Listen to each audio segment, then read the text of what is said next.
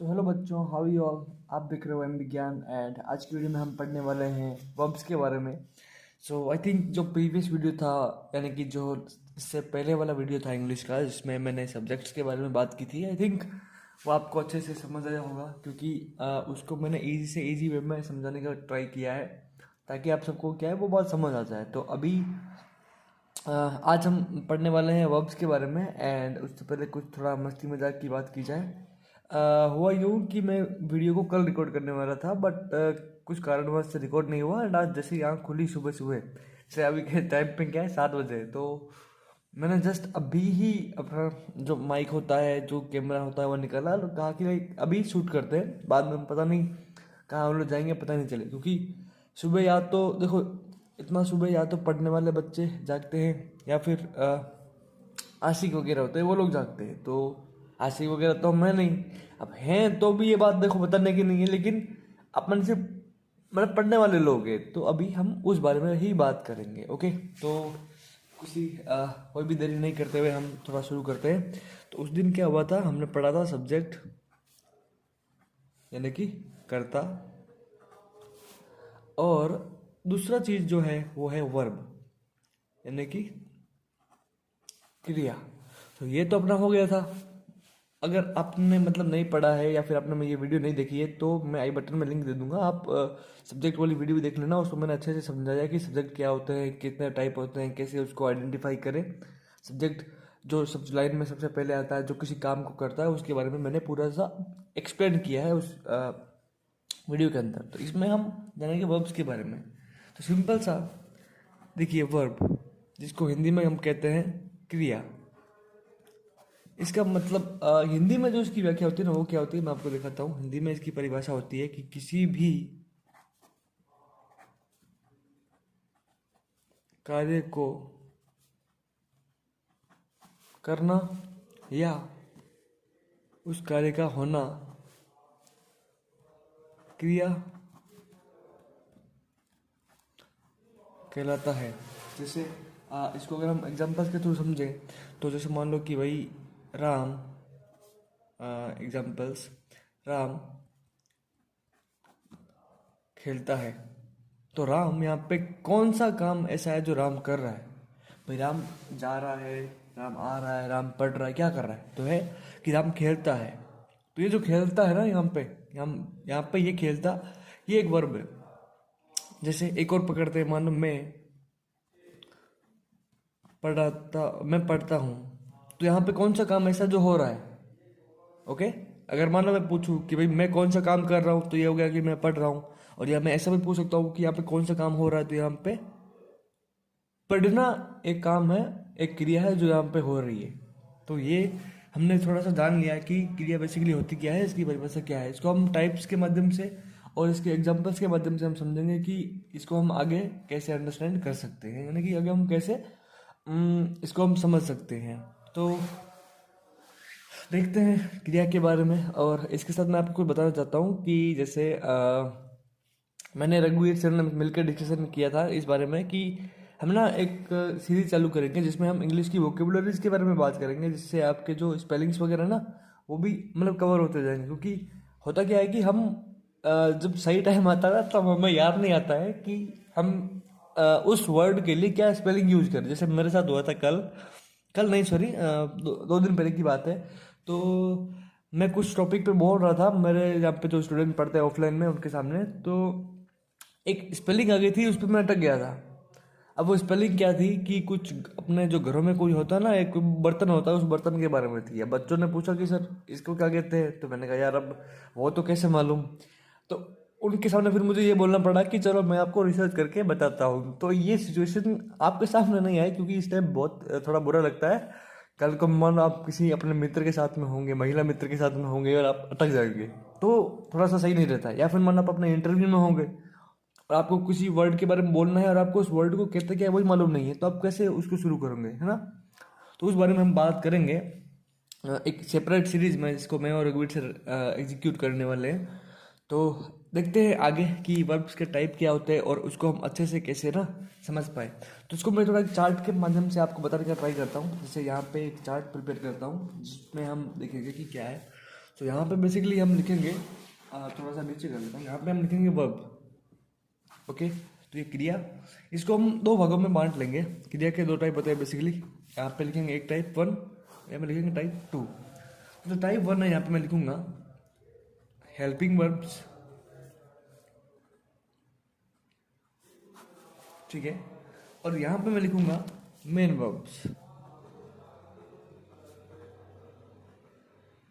Okay, तो helping का मतलब आपको समझ गया क्या होगा? ऐसा आदमी या ऐसी कोई चीज़ जो हेल्प करती है। जैसे मान लो मैं क्या हूँ, मैं बहुत हेल्प वाला आदमी हूँ। मैं किसी के भी जैसे ऐसे नहीं करता फ्री में, लेकिन मैं क्या हेल्प बहुत करता हूँ, चाहे कोई भी हो। और मेन वर्ब क्या हो गया? मेन वर्ब हो गया जो कोई भी काम हो गया, जैसे खेलना हुआ, जाना हुआ, हंसना हुआ, बोलना हुआ, रोना हुआ, तो ये सब क्या होगी? मेन वर्ब हो गई। और जो सबकी हेल्प करती है वो हो गई हेल्पिंग वर्ब्स। तो इसको हम आगे समझेंगे कि इसको बेसिकली कहते क्या है। हेल्पिंग वर्ब का मतलब हिंदी में होता है सहायक क्रिया। ओके, इसको कहते हैं मुख्य क्रिया। ओके, तो ये इसको इसको थोड़ा सा इजी लैंग्वेज में, इजी वर्ड्स में कैसे इसको समझें, तो वो देखते हैं। जैसे इसके भी दो टाइप होते हैं बेसिकली। मैं आपको पूरा टाइप समझाता हूँ पहले, उसके बाद एग्जाम्पल्स के माध्यम से ना आपको बताता हूँ। जैसे इसका भी दो टाइप होता है। एक हो गया अपना मॉडल्स। मॉडल अगर आपको थोड़ा बहुत याद होगा तो अपने स्कूलों में पढ़े होंगे कि जैसे अपना कैन हो गया, फिर शुड हो गया, तो ये क्या है? थोड़ा मॉडल्स हो गए। ये भी एक तरह की हेल्पिंग वर्ब्स है। ओके, और इसके अलावा एक और हेल्पिंग वर्ब आती है जिसको बोलते हैं अपना, मान लो कि कहते हैं प्राइमरी हेल्पिंग वर्ब। ठीक है, मेन ये जो हेल्पिंग वर्ब होती है वो प्राइमरी हेल्पिंग वर्ब्स। इसमें कौन आती है? इसमें आती है be form of the verb, फिर आता है इसमें अपना do form of the verb, आता है इसमें have form of the verb. अब अगर आपको याद होगा तो आपने कभी भी अगर टेंस पढ़ा होगा ना, तो आपने ये पढ़ा होगा कि भाई be form of the verb का यूज होता है प्रेजेंट कंटिन्यूस में, पास्ट कंटिन्यूस में। और जो प्रेजेंट सिंपल है या फिर मान लो पास्ट सिंपल है तो उसमें यूज होता है do form of the verb का। और जो प्रेजेंट परफेक्ट है उसमें यूज होता है अपना है फॉर्म ऑफ द वर्ब का। आपने इतना तो शायद पढ़ा ही होगा। मैं आपको थोड़ा लिख के बताता हूँ कि आपको आइडिया आ जाए कि हम किस बारे में बात कर रहे हैं। जैसे इसमें बी में क्या होता है? इज आर एम होता है, फिर पास्ट में होता है वॉज वर होता है, और उसमें पास्ट पार्टिसिपल में क्या होता है? बीन होता है। ये आपको याद होगा। और जैसे डू में क्या हो गया? डू में हो गया डू हो गया, डिड हो गया, डन हो गया। और हैव में क्या हो गया? हैज या हैव, फिर हैड और फिर हैड। ओके, ये आपको शायद क्लियर होगा। आपने कभी ना इसके बारे में सुना ही होगा। इसको हम डिटेल्स में आगे पढ़ेंगे कि इसके एक एक फॉर्म का क्या मतलब होता है। और ये भी बता देता हूँ कि इसकी इसकी ये जो तीन मैंने लिखा है इसको कहते क्या है। तो इसको कहते हैं वर्ब की फर्स्ट फॉर्म, इसको कहते हैं वर्ब की सेकेंड फॉर्म, इसको कहते हैं वर्ब की थर्ड फॉर्म। और जो फर्स्ट फॉर्म वो कहाँ यूज होती है? वो यूज होती है अपने प्रेजेंट में, सेकेंड यूज होती है अपने पास्ट में, और थर्ड यूज होती है अपने पास्ट पार्टिसिपल में। ओके, तो ये थोड़ा हुआ क्लियर। मॉडल्स का बता दिया, प्राइमरी जो अपना इजारम है, be form of the verb, do form of the verb, इसका बता दिया। अभी आते हैं मेन वर्ब के ऊपर। हम इसको डिटेल्स में समझेंगे। इसका एक डिटेल्ड चैप्टर आएगा, इसमें हम पूरा समझेंगे। ये मैंने दो ही मॉडल लिखी है यहाँ पे, कैन और शुड। बहुत सारी मॉडल्स होती है, उसको हम डिटेल्स में क्या है आगे हम इसको पढ़ेंगे। तो मेन वर्ब क्या होगी? जैसे कोई भी ऐसा शब्द जो किसी कार्य का करना या उसका होना दर्शाता है। अब भाई कैसा ऐसा हो सकता है कि भाई कौन कार्य का होना हाँ, या फिर उसको करना दर्शाता है? जैसे रोना, ये एक शब्द है, राम रोता है। तो ये शब्द ऐसा हो गया जो कि काम दर्शा रहा है कि भाई यहाँ पे बंदा रो रहा है। इसके अलावा मान लो हंसना, सोना, सोना मतलब नींद लेने वाला, गोल्ड वाला नहीं, नींद लेना। फिर अपना देना, लेना, जाना। तो ये सारी क्या है? मुख्य क्रियाएं होती है, मेन वर्ब्स होती है। ये किसी की सहायता नहीं करती है बेसिकली, ये अपने आप में ही सबसे इम्पोर्टेंट है। जैसे होता है ना कि भाई कोई मीटिंग होती है, वहाँ पे चीफ गेस्ट होता है, बाकी और भी गेस्ट होते हैं, बस चीफ गेस्ट होता है तो अलग होता है। तो ये क्या है? ये सारे चीफ गेस्ट है, और ये जो पहले से आए हुए गेस्ट है, ये इनका वेलकम करती है। ओके, तो बेसिकली होता क्या है कि ये आएगी लाइन में, सबसे पहले आएगा सब्जेक्ट, उसके बाद आएगा हेल्पिंग वर्ब, उसके बाद आती है अपना मेन वर्ब। तो ये बेसिकली स्ट्रक्चर चलता है सेंटेंसेस, हम कोई भी सेंटेंस बनाएंगे ना उसमें ये एक स्ट्रक्चर होता है, ये हम आगे फॉलो करेंगे। तो भाई जैसे ये है ना, ये आएगी पहले और ये आएगी बाद में, क्योंकि जो अपना चीफ गेस्ट होता है वो सबसे बाद में आता है और बाकी जो भी गेस्ट होते हैं वो सबसे पहले आके ना पूरा देख लेते हैं कि भाई हम आ गए हैं। तो आई थिंक ये आपको क्लियर होगा। इसका एक मैं PDF है ना डिस्क्रिप्शन में डाल दूंगा, तो आप वहाँ से इसका PDF भी ले लेना अच्छे से, ताकि आप ये चार्ट वाइज इसको समझ पाओ कि ये काम कैसे करता है, इसका टाइप क्या हो गए और ये कैसे है। अभी हम पढ़ेंगे मॉडल्स के बारे में। जो आपको ये दिखा ना मॉडल्स, इसको हम एक मानते हैं, प्राइमरी को हम 2 मानते हैं, और इसको हम मान लो A मानते हैं मेन वर्ब्स को, ओके, या फिर मान लो 3 मानते हैं, सॉरी 3। और इस बार हम जानते हैं कि इसके क्या रूल्स हैं और ये कैसे क्या काम करते हैं सेंटेंसेस के अंदर। ओके, यहाँ पे हम आते हैं, सॉरी इसको एक नया पेज से शुरू करते हैं ताकि कोई भी कन्फ्यूजन नहीं हो। देखो जैसे इसके रूल्स देखते हैं कि ये कैसे क्या काम करती है। ओके, तो जो मॉडल्स है ना, मॉडल्स जो मैंने आपको बताई थी कैन वाली, ये वाली, तो मॉडल्स को हम कभी भी मेन वर्ब के रूप में यूज नहीं कर सकते। जैसे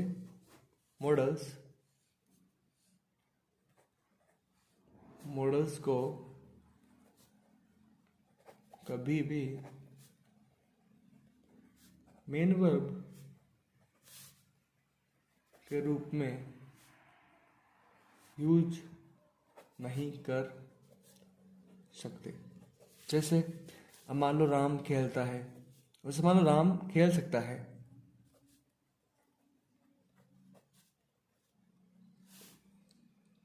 तो राम ये सकना को या फिर जिसमें एबिलिटी शो की गई उसको कैन बोलते हैं, राम कैन। तो यहाँ पे आ गया प्ले, अब मैं प्ले लगाऊँ ही नहीं, अब यहाँ पे खाली राम कैन करके छोड़ दूँ तो ये कभी हो नहीं सकता, क्योंकि यहाँ पे कैन को मैंने मेन वर्ब के रूप में यूज कर लिया, तो ये होगा नहीं।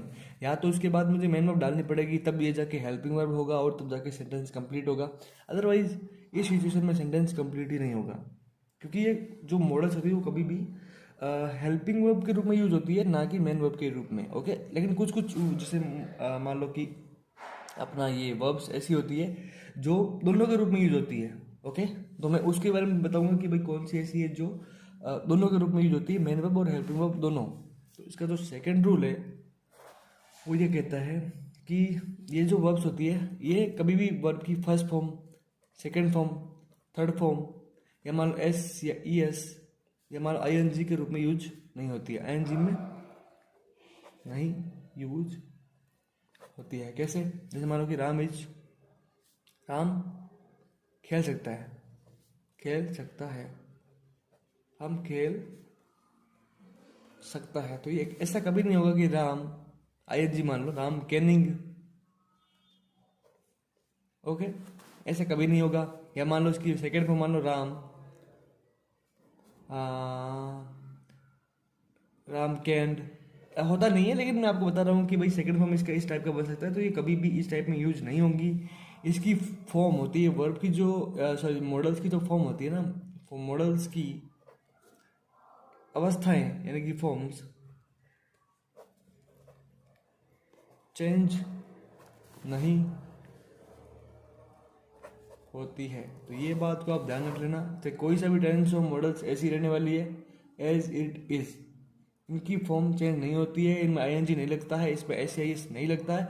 इसके रूल्स को हम पूरा डिटेल में पढ़ेंगे जब हम सब्जेक्ट वर्ब्स और ऑब्जेक्ट कर लेंगे, हम टेंस को शुरुआत करेंगे, उसमें डिटेल्स में पढ़ेंगे कि भाई SIS first form, second form, third form क्या होते हैं, कैसे होते हैं।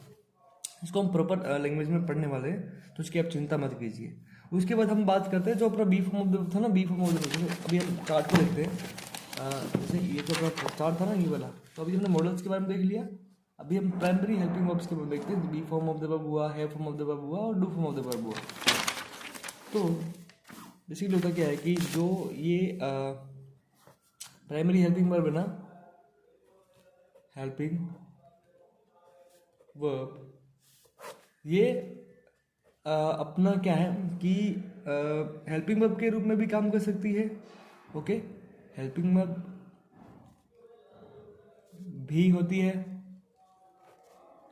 एंड ये अपना मेन वर्ब भी होती है। लेकिन जो अपना मॉडल्स है वो खाली हेल्पिंग वर्ब होती है, वो कभी भी मेन वर्ब नहीं होती है। मेन वर्ब सॉरी भी। ओके, तो इसका सेंटेंस अपन समझते हैं कि कैसे ये मेन वर्ब भी हो सकती है और कैसे ये अपना हेल्पिंग वर्ब भी हो सकती है। जैसे राम करता है। ओके, तो राम को कहते हैं राम, करना को क्या कहते हैं, डू कहते हैं। हम आगे समझेंगे कि ये डू क्यों कहते हैं और भी क्या वर्ड हो सकते हैं। ये सब मॉडल से सॉरी वर्ब से मेन वर्ब, हम इसको आगे समझेंगे। तो राम डू।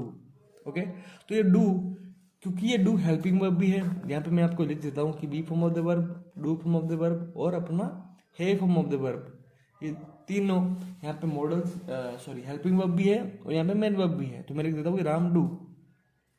ये तो नहीं होता, राम डज होता है, सही सेंटेंस देखे तो राम डज। ओके, तो राम करता है, तो यहाँ पे ये हेल्पिंग वर्ब के रूप में भी यूज हुई है और मॉडल के मेन वर्ब के रूप में भी यूज हुई है। तो यहाँ पे हमने एक मेन वर्ब के रूप में इसको यूज किया, इसको हेल्पिंग वर्ब के रूप में ही मैं आपको यूज करके दिखाता हूँ। राम काम करता है। ओके, तो राम डज वर्क। यहाँ पे ये हो गया अपना, मान लो कि ऑब्जेक्ट मान लो, या फिर मान लो कि काम मान लो काम, और ये हो गया अपना helping verb, Ram does work. या फिर हम इसको मान लो मेन वर्ब भी मान सकते हैं, मेन वर्ब।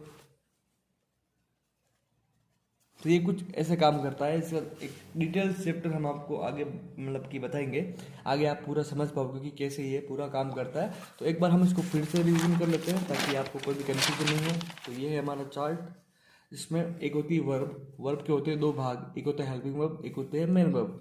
मेन वर्ब को देखते हैं। मेन वर्ब में क्या होता है कि ऐसा कोई भी शब्द जो किसी कार्य का होना दर्शाता है, जैसे रोना हो गया, हंसना हो गया, खेलना हो गया, ये वगैरह। दूसरा हो गया हेल्पिंग वर्ब, उसके भी दो भाग होते हैं, मॉडल्स और प्राइमरी वाले। मॉडल होती है वो कैन शुड ये हो गई, ये कभी भी मेन वर्ब के रूप में यूज नहीं होती, ये खाली हेल्पिंग वर्ब के रूप में यूज होती है। ओके, और मॉडल कभी भी मॉडल की अवस्था चेंज नहीं होगी, फर्स्ट फॉर्म सेकंड फॉर्म नहीं लगेगी, मॉडल जैसा है वैसा लगेगा। दूसरा प्राइमरी वाला be form of the verb, do form of the verb और है फॉर्म ऑफ द वर्ब। इसके भी तीन फॉर्म होते हैं, प्रेजेंट, पास्ट और पास्ट पार्टिसिपल, यानी कि किसी भी वर्ब की तीन अवस्था होती है, फर्स्ट फॉर्म, सेकंड फॉर्म और थर्ड फॉर्म। तो फर्स्ट फॉर्म होती है उसको हम कहते हैं प्रेजेंट फॉर्म, सेकंड वाले को कहते हैं पास्ट फॉर्म, थर्ड वाले को कहते हैं पास्ट पार्टिसिपल फॉर्म। ओके, तो ये कुछ इस प्रकार स्ट्रक्चर है वर्ब्स का। और आई थिंक ये सेशन आपको थोड़ा सा समझ आया होगा। मैंने बहुत ही आसानी से समझाने की इसमें कोशिश की है। और इसका जो नेक्स्ट सेशन है वो उसमें हम बात करेंगे ऑब्जेक्ट्स के बारे में। और जैसे ही ऑब्जेक्ट के बारे में हम फिनिश करते हैं उसके बाद हम शुरू करने वाले हैं एक सीरीज जिसमें हम टेंसेस के बारे में पढ़ेंगे एक तरफ, और हम साथ में एक सेपरेट सीरीज शुरू करेंगे जिसमें हम स्पोकन इंग्लिश के बारे में बात करेंगे, जिसमें हम ग्रामर का इतना रोल नहीं देखेंगे, हम खाली सेंटेंसेस के बेस पर, सेंटेंसेस और उसके बेसिक प्रिंसिपल्स के बाद कैसे हम स्पोकन में हम उसको यूज कर सकते हैं, हम उसके बारे में भी पढ़ेंगे। तो हम दोनों सीरीज साथ में स्टार्ट करेंगे, बेसिक ग्रामर और एक बेसिक स्पोकन की। तो आई थिंक ये आपको अच्छे से समझ आया होगा। एंड अगर वीडियो पसंद आए तो वीडियो को लाइक कर देना। आपको जो भी डाउट हो आप कमेंट सेक्शन में पूछ लेना, ईमेल कर देना। और डिस्क्रिप्शन में मैंने सब्जेक्ट वाली लिंक भी दे रखी है, आई बटन में भी दे रखी है, उसको भी देख लेना। एंड टेलीग्राम ग्रुप और ट्विटर का लिंक भी दे रखा है, उसको भी आप अगर आप वहाँ पे हो तो उसको फॉलो वगैरह कर लेना, क्योंकि हम वहाँ पे करंट अफेयर्स और जो लेटेस्ट न्यूज़ है वो भी अपलोड करते रहते हैं। तो आज की वीडियो में बस इतना ही। जय हिंद, गुड बाय।